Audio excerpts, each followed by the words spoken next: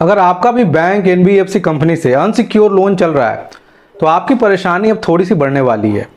अगर आप DRAT जाने की सोच रहे हैं तो DRAT में शिकायत दर्ज कराने से पहले आपको आपके लोन का 50% अमाउंट पहले ही पेड करना पड़ेगा। मेरा नाम साकेत है।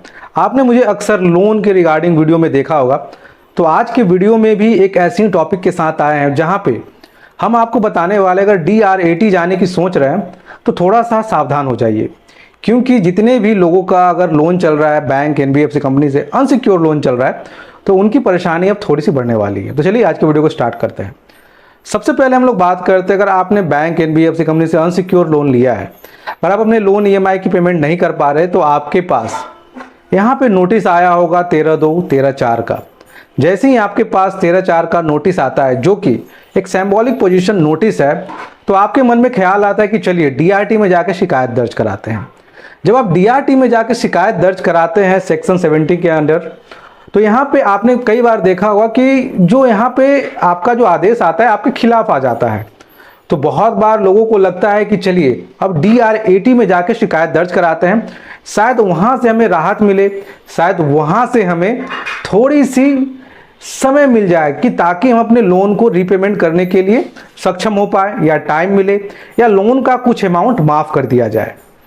पर अब DRAT में अगर आपको जाना है तो आपको यहाँ पे बैंक जो भी अमाउंट बोल रही है उसका 50% पेड करना पड़ेगा।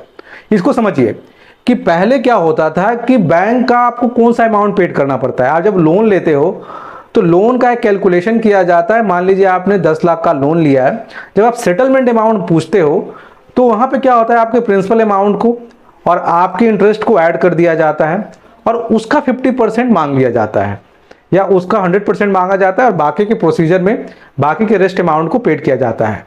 पर अगर आप DRAT जाने की सोच रहे हो तो आपको कौन सा अमाउंट पेड करना है? क्या इंटरेस्ट और प्रिंसिपल? बिल्कुल नहीं। अब यहाँ पे बैंक जो भी आप पे इम्पोज करता है, मान लीजिए बैंक जब भी क्लेम करेगा तो आप पे कौन कौन से अमाउंट को चार्ज करेगा? सबसे पहला प्रिंसिपल अमाउंट, दूसरा इंटरेस्ट और तीसरा पेनल्टीज, और यहाँ पे लेट फाइन वगैरह भी ऐड होते हैं। ये लोन जितना लेट हो रहा होता है उतने ही चार्जेस को बढ़ाए जाते हैं।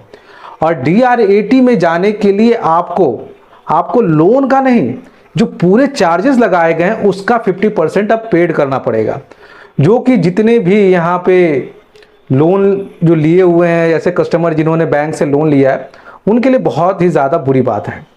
बहुत सारे लोगों को ये नहीं पता होगा कि DRT और DRAT में क्या फ़र्क होता है।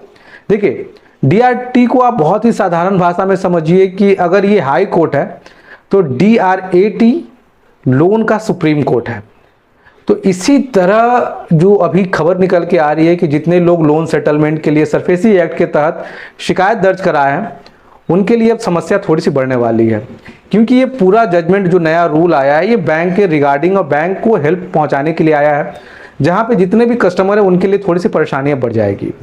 अगर आपका इसके बारे में क्या कहना है, आप इसके बारे में अगर ज़्यादा जानना चाहते हो तो आप मुझसे संपर्क कर सकते हो। स्क्रीन पे एक नंबर आ रहा होगा। आज के लिए वीडियो में इतना ही रखते हैं। जय हिंद।